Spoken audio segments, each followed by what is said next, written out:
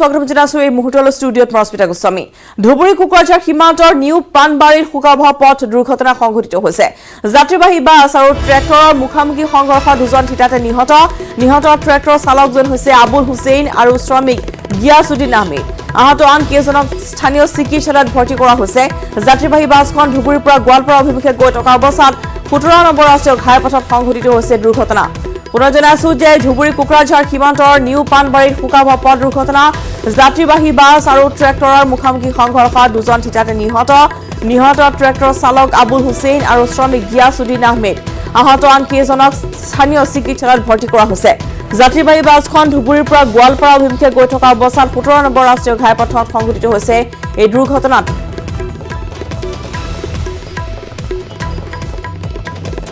শোকাবহ পথ দুৰ্ঘটনাৰ দৃশ্য আমাৰ হাতলৈ আহি পৰিছে য'ত ধুবুৰী কুকুৰাঝাৰ সীমান্তৰ নিউ পানবাৰীত সংঘটিত হৈছে এই শোকাবহ পথ দুৰ্ঘটনাটি যিখনত যাত্ৰীবাহী বাছ আৰু ট্ৰেক্টৰৰ মুখামুখি সংঘৰ্ষত দুজন থিতাতে নিহত হৈছে নিহত কেইজনক ইতিমধ্যে আমি দেখুৱাইছো ট্ৰেক্টৰ চালক আবুল হুছেইন আৰু শ্ৰমিক গিয়াছুদ্দিন আহমেদে প্ৰাণ হেৰুৱাইছে এই শোকাবহ পথ দুৰ্ঘটনাটি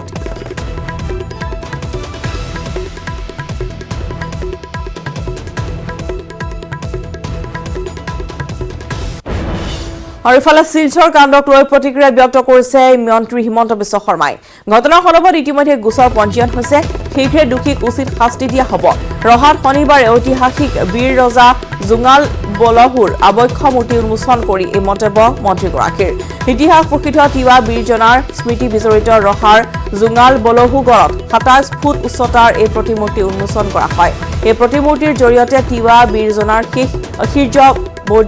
বীৰ্যৰ কথা নৱপ্ৰজন্মৰ মাজত যাতে সজীৱ হৈ থাকে তাৰ বাবে এই পদক্ষেপ গ্ৰহণ কৰিছে মন্তব্য কৰিছে হিমন্ত বিশ্বই উল্লেখ্য যে 1 কোটি টকা ব্যয়েৰে প্ৰতিমূৰ্তিটো নিৰ্মাণ কৰিছে বিশিষ্ট শিল্পী বীৰেন সিংহই এই প্ৰতিমূৰ্তি উন্মোচনী অনুষ্ঠানত জলসম্পদ মন্ত্ৰী কেশৱ মহন্ত পীয়ুষ হাজৰিকা স্থানীয় বিধায়ক ডিম্বেশ্বৰ দাস উপস্থিত থাকে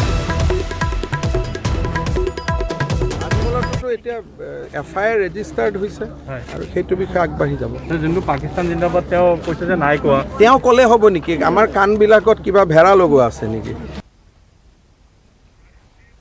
আৰু শিলচৰত পাকিস্তান জিন্দাবাদ ধ্বনিক লৈ মন্ত্ৰী হিমন্ত বিশ্বই কৰা মন্তব্যত প্ৰতিক্ৰিয়া প্ৰকাশ কৰিছে অসম প্ৰদেশ কংগ্ৰেছৰ তত্ত্বাৱধায়ক জিতেন্দ্ৰ সিঙে পাকিস্তান জিন্দাবাদ দিয়াসকলক 24 ঘণ্টাৰ ভিতৰত গ্ৰেপ্তাৰ কৰা দাবী জিতেন্দ্ৰ সিঙৰ আৰু যদি দোষীক গ্ৰেপ্তাৰ কৰিব নোৱাৰে তেনেহলে অসম চৰকাৰৰ মন্ত্ৰীয়ে বিভ্ৰান্তি বিয়পোৱাৰ অভিযোগ জিতেন্দ্ৰ সিঙৰ সেইগৰাকী মন্ত্ৰীক হাতত হাতকৰি লগাই জেললৈ প্ৰেৰণ কৰাৰ দাবী তুলিছে কংগ্ৰেছৰ নেতাগৰাকীয়ে আনহাতে শিলচৰ কাণ্ডৰ দোষীক শীঘ্ৰে গ্ৰেপ্তাৰ দাবী কৰিছে সাংসদ গৌৰৱ গগৈ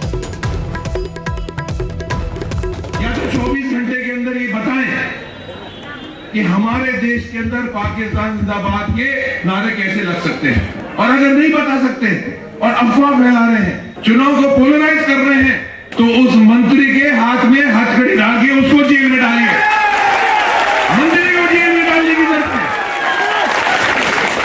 देशद्रोही के कानून के तहत मंत्री को जेल में जाना चाहिए বিজেপি দলৰ বিধায়কসকল আপুনি শিলচৰ এয়াৰপৰ্ট লৈ ডাঙৰ আপোনালোকে বাইট দিলে ডাঙৰ আপোনালোকে টুইট দিলে মই লগে লগে কলো কি কোনোবা অসমীয়া নাগৰিক কোনো ভাৰতীয় নাগৰিক কোনো অন্য দেশৰ কেতিয়াও জিন্দাবাদ নকৰিব মই স্পষ্ট কৈছো যদি এনেকুৱা কোনোবা ওলাইছে তেতিয়া অসমৰ আৰক্ষী বিজেপি চৰকাৰে নিৰ্দেশ কিয় নিদিয়ে কি 1 ঘণ্টা ভিতৰত যিকোনো মানুহে এনে ধৰণৰ শ্লোগান দিছে তেওঁক 1 ঘণ্টা ভিতৰত ধৰা সাহস কৰক অসমৰ আৰক্ষীসকলে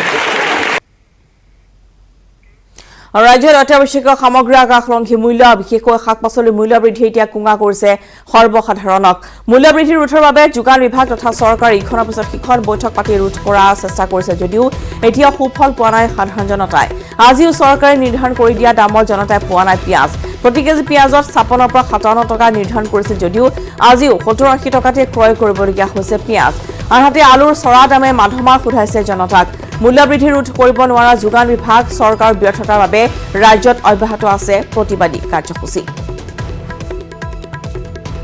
পৰসকলে আমি দেখুৱাইছিলো যে বেলতলা বজাৰত এতিয়াও 60 টকা দৰত ৰাইজে পিঁয়াজ ক্ৰয় কৰিবলগীয়া অৱস্থা হৈছে য'ত ইতিমধ্যে 56 পৰা 57 টকা ধাৰ্য কৰি দিছে যোগান বিভাগে আৰু ইতিমধ্যে ব্যৱসায়ীসকলে উল্লেখ কৰিছে যে পাইকাৰী বজাৰত তেওঁলোকে 50 টকা দৰত পিঁয়াজ ক্ৰয় কৰিছে যদিও তাৰে ৩-৪ কেজি পিঁয়াজ বেয়া ওলায়, যাৰ ফলত তেওঁলোকে এই দাম সেই মতে মিলাই দিবলগীয়া হয়, অৰ্থাৎ ৬০ টকাতকৈ তলত তেওঁলোকে দিব নোৱাৰে, যাক লৈ এতিয়া গ্ৰাহকসকলৰ মাজতো অসন্তুষ্টি ব্যক্ত কৰা পৰিলক্ষিত হৈছে। আমি পুনৰ বলেন ভট্টাচাৰ্যৰ কাষলৈ গৈছোঁ। বলেন, পুৱাৰ ভাগত আপুনি বেলতলাৰ পৰিস্থিতি দেখুৱাইছিলে, বৰ্তমান ক'ত উপস্থিত আছে আৰু বিশেষকৈ দেখিবলৈ পোৱা গৈছে যে শাক পাচলিৰ নিয়ন্ত্ৰণৰ ক্ষেত্ৰতো কিন্তু যোগান বিভাগে কৈছে, তাৰপিছতো শাক পাচলিৰ দামো কিন্তু এতিয়ালৈকে কমা নাই।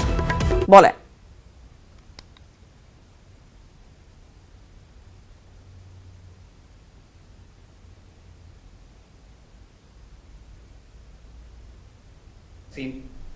সংগ্ৰহ কৰিছে ব্যৱসায়ী, তেনে ব্যৱসায়ীৰ বিৰুদ্ধে কঠোৰ ব্যৱস্থা গ্ৰহণ কৰাৰ কাৰণে এই গোট গঠন কৰি দিয়া হৈছিলে। কিন্তু দুৰ্ভাগ্যজনকভাৱে এই মুহূৰ্তলৈকে প্ৰশাসনে গঠন কৰি দিয়া কোনো গোট বজাৰসমূহত পৰিদৰ্শন কৰা হোৱা দেখিবলৈ পোৱা হোৱা নাই, আৰু যাৰ ফলস্বৰূপে অধিক দামত এই মুহূৰ্তত খাদ্য সামগ্ৰী অত্যাৱশ্যকীয় সকলো বিক্ৰী হৈ আছে।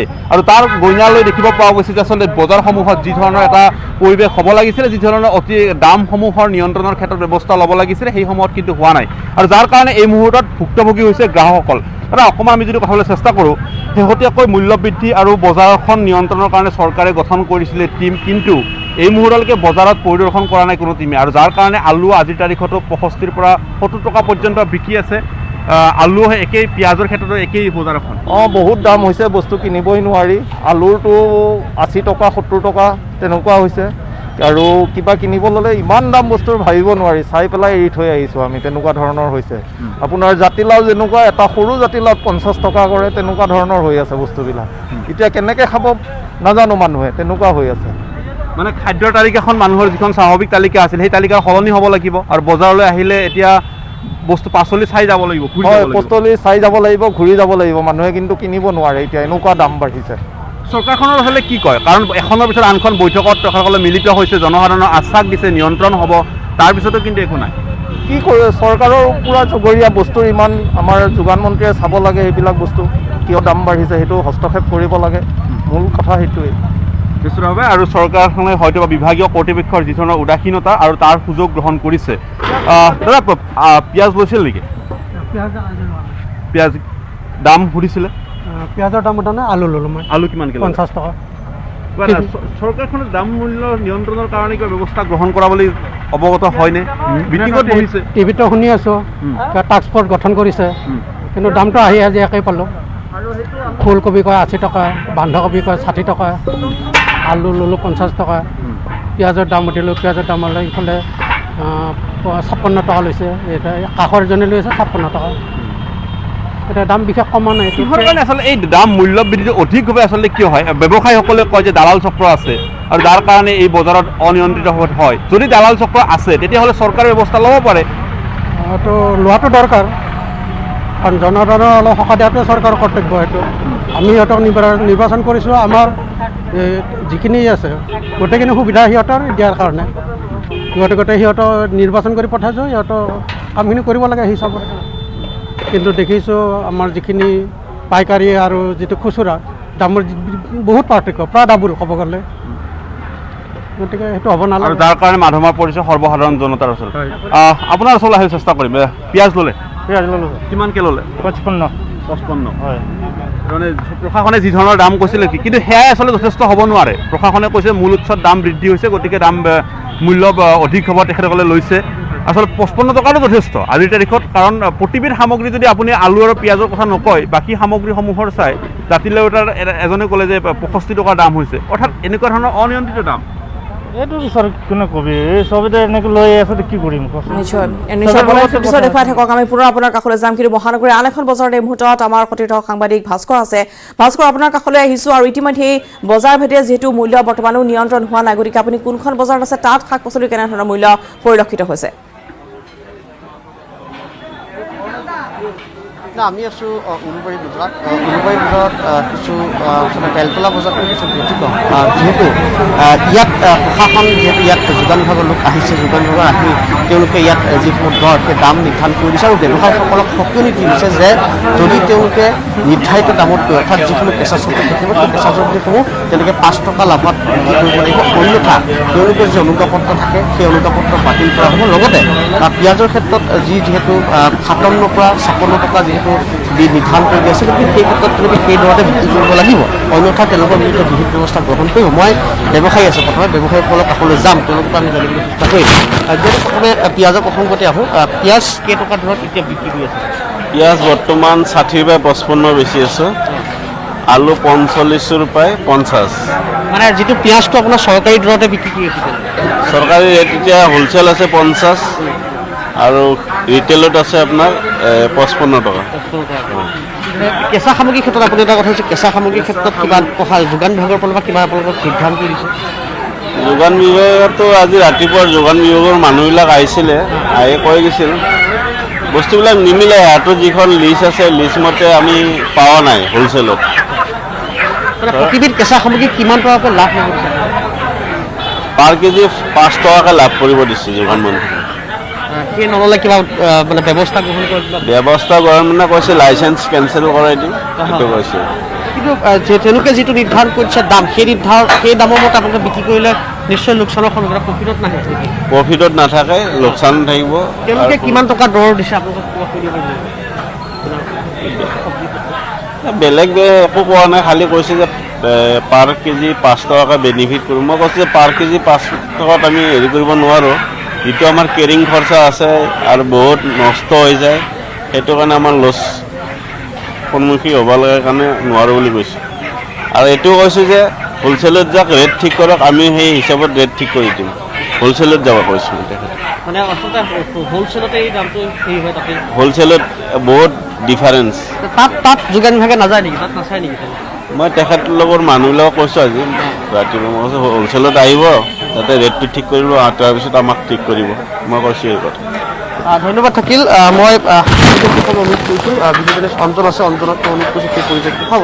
আৰু ইতিমধ্যে মই যিহেতু কৈছোঁ যে কেঁচা সামগ্ৰীৰ ক্ষেত্ৰত ইয়াত যিখন বেলতলা বজাৰ, সেই বজাৰত যোগান বিভাগৰ টিম আহিছে। পিঁয়াজৰ ক্ষেত্ৰত তেওঁলোকে যি নিৰ্ধাৰিত দামতকৈ অধিক দামত তেওঁলোকে দাম ল'ব নোৱাৰিব বুলি সকীয়নি দি গৈছে। যিসকল ব্যৱসায়ীয়ে অত্যাধিক দামত বিক্ৰী কৰিব, তাত তেওঁলোকে প্ৰশাসন অৰ্থাৎ যোগান বিভাগৰ পৰা বিহিত ব্যৱস্থা গ্ৰহণ কৰিব। এক কথাত সম্পূৰ্ণ বিপৰীত দৃশ্যাংশ। বেলতলা বজাৰত যি ধৰণৰ গ্ৰাহকে দুৰ্ভোগ ভুগিব লগা হৈছে, তাৰ পৰিৱৰ্তে কিন্তু উলুবাৰী বজাৰত কিছু পৰিমাণে হ'লেও গ্ৰাহকে সকাহ পাবলৈ সক্ষম হৈছে, কাৰণ ইয়াত যোগান বিভাগৰ লোক আহি গৈছে। মই ইয়াত আচলতে হেৰি আছে, মই গ্ৰাহক আছে, গ্ৰাহকৰ কাষলৈ যাম, গ্ৰাহকৰ পৰা আমি ভাষ্য ল'বলৈ চেষ্টা কৰিম। দাদা অকণমান যদি কিবা ঘূৰি দিয়ে, অৰ্ডাৰ যিহেতু কৰিছে, কেনেকুৱা পাইছে এতিয়া দামৰ ক্ষেত্ৰত কেনেকুৱা পাইছে? কাৰণ যোগান বিভাগে বহুত কথা কৈ আছে, কিন্তু সেই ক্ষেত্ৰত আপোনালোকে গ্ৰাহক সাধাৰণ জনতা হিচাপে পাইছে নাই? মূল্যবৃদ্ধি বহুত বেছি হৈছে, মূল্যবৃদ্ধিৰ কাৰণে আমি অলপ প্ৰব্লেম পাইছোঁ, জুৰুলা হৈছে আমাৰ কাৰণে। কাৰণ কি আমি চাকৰি কৰা মানুহ, গতিকে চাকৰি কৰি যিখিনি দৰমহা পাওঁ, সেই দৰমহাৰ পৰা আমাৰ এইখিনি জোৰাটো আমাৰ কাৰণে সম্ভৱ নহয়। ধন্যবাদ জনাইছোঁ। আমি দেখুৱালোঁ গুৱাহাটী মহানগৰী দুখনকৈ বজাৰৰ দৃশ্য, য'ত বেলতলাটো বৰ্তমান দেখিবলৈ পোৱা গৈছে যে একেই দৃশ্য। আৰু বৰ্তমান উলুবাৰীত যি স্থানত ভাস্কৰ আছিল, তেওঁ ইতিমধ্যে খুচুৰা ব্যৱসায়ীসকলে ব্যক্ত কৰিছে যে পাইকাৰী বজাৰ যদি মূল্য নিয়ন্ত্ৰণ নহয়, তেতিয়াহ'লে তেওঁলোকে ইয়াত নিয়ন্ত্ৰণ কৰিব নোৱাৰে। গতিকে যোগান বিভাগক অনুৰোধ জনাইছে তেওঁলোকে যাতে পাইকাৰী দোকানত য'ৰ পৰা তেওঁলোকে বস্তু ক্ৰয় কৰি আনে, তাত যদি মূল্য নিয়ন্ত্ৰণ কৰা হয়, তেতিয়াহ'লে তেওঁলোকে কম দামতে গ্ৰাহকসকলক সেইসমূহ সামগ্ৰী দিব পাৰিব।